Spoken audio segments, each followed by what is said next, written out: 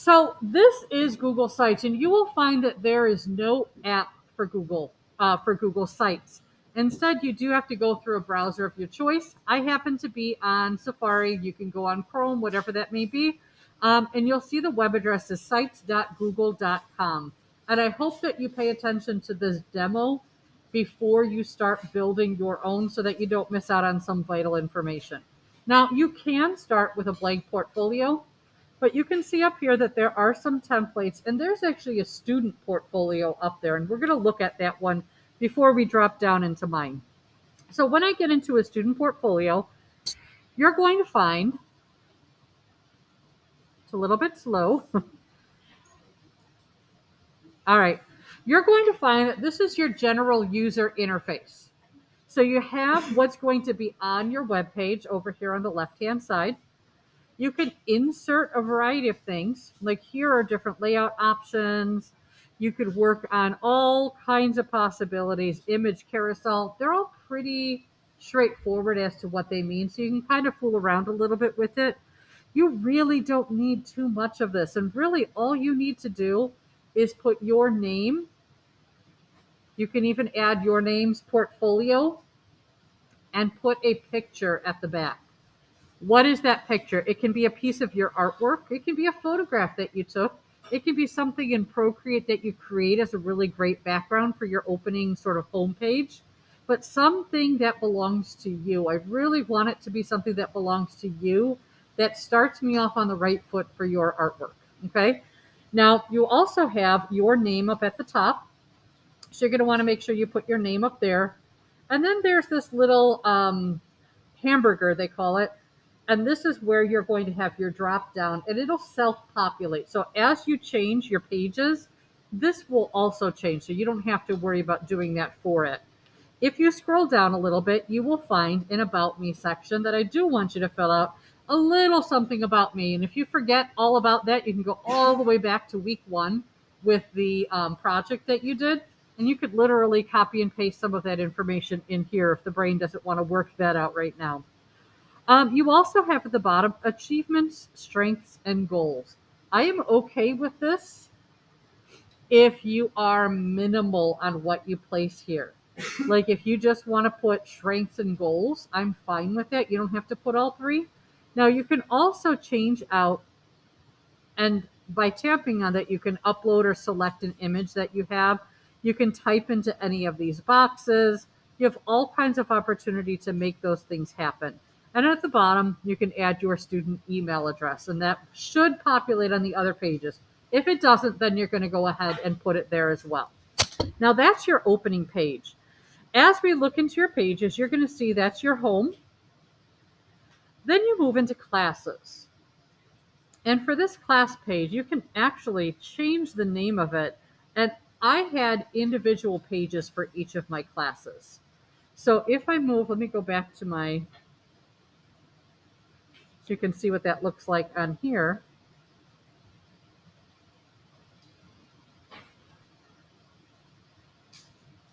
It's very slow this morning. Okay, so you can see that kind of put it together. Under my pages, you can see I changed my class page to graphic design. And if I go to my graphic design page, you can see I placed something, could be a screenshot of one of the things that you worked on. So really look through your work. Could be an actual piece that you created back there. And then you scroll down and you're going to place 3 of your projects. Hopefully the 3 that you're most proud of, but at this stage in time, it's just going to showcase 3 of your projects. So you've got the title and you've got the actual piece. And I'm going to show you on the other one because you have a few options for how to insert that. And then again, get in touch at email. You can see the same thing for if you were in my tower art class, you change out that background, you put the highlights, and you can see on this one, this is a Google slide presentation. And that's actually really important because if you tap, notice when I tapped onto here, it selected both items. That's really important because if you tap one more time, you can actually select the item. So in this case, if you go up here, you have the ability to change out the presentation. Let me see what this one is. Nope. So it only seems to work. Let me see. Seems to work best on a new presentation. And I'll show you what I mean. When I go back to this original one, I changed all of mine to be image or Google, like Google Slides for Tower. The Tower mentors use a lot of Google Slides. So if I'm in classes, take a look. This is what you need to know. When you first get started, you're going to find it's got this whole section here. I don't need that. So literally, I just grabbed all of it and tap and hold and then delete it. Tap and hold. If you need or you would like to work on an actual laptop, let me know. That can definitely happen. Obviously, it's a little bit easier because you can grab multiple things. This was not letting me do that, but it still works. And again, this is what I'm talking about here. It's a Google Doc. And if you tap into that, it's going to have you place a Google Doc. I'm not going to force you to put a Google Doc in for an art project. That's kind of silly. So what I am going to do is I'm going to individually tap on that. I'm going to press the cog wheel, and I'm going to change that file type. And that file type is going to get changed then to an image. And I can go ahead and update it. So you're going to find that you're going to want to update it as per what you want to put in there. For you guys, you are likely all going to need to change those out to, remember, you cannot do it if they're both selected. You have to select just that single one. You're going to have to change that to image and update. Now you'll be able to place any of your images in there. Okay, so that's just a little bit about how to make sure that you are changing that. Now you also have the ability then to change out your color schemes and themes. So you can think about changing it to make it something that's a little bit more tailored to you and your style. You have colorways that you could be working into. You have a few other options, but like I said, we're keeping it really basic. You are going to have a home page and a graphic design page. And if you have Tower with me, you're going to have a graphic design and a Tower page. If you have graphic design and animation with me, you're going to have a graphic design page and an animation page, so you don't have to create a separate Google site for that. Now, on here, you can see if I long tap on activities, I don't need that page. So what I can do is I can actually delete that page. Now, later on, if you ever have a page that you do not want to keep in your website, you can actually hide it from your navigation. You can see it puts that little not sign right over the top. And if you go to your Google site and you preview this, you're going to find that it's not going to show up on your website. So you can take pages off at any point in time without deleting them. You could also add some on. So like here, after I've kind of revised that, I may actually go in here and duplicate it because I have everything that I like on there. Then I don't have to do all that.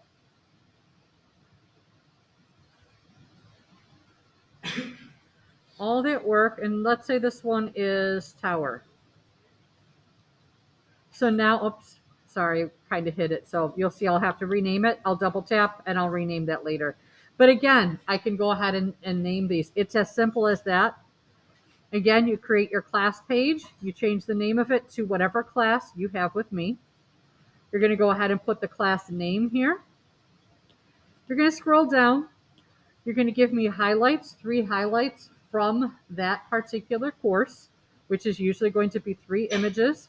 Tell me what the project name is, and you can even add a little blurb on the bottom and make sure your email address is there.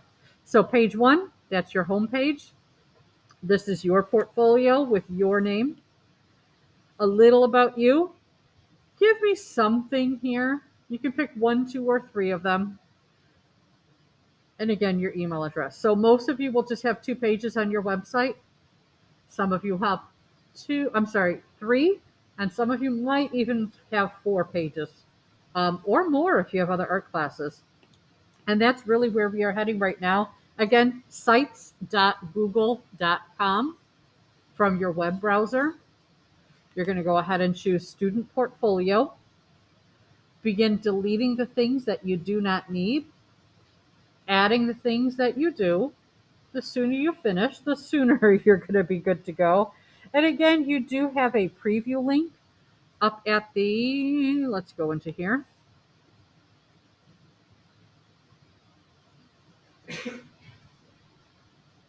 Super slow this morning.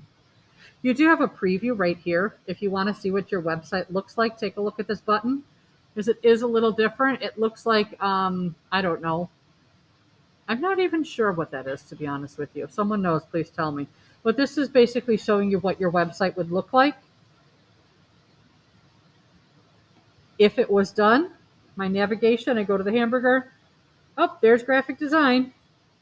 Move to graphic design. I see my pieces.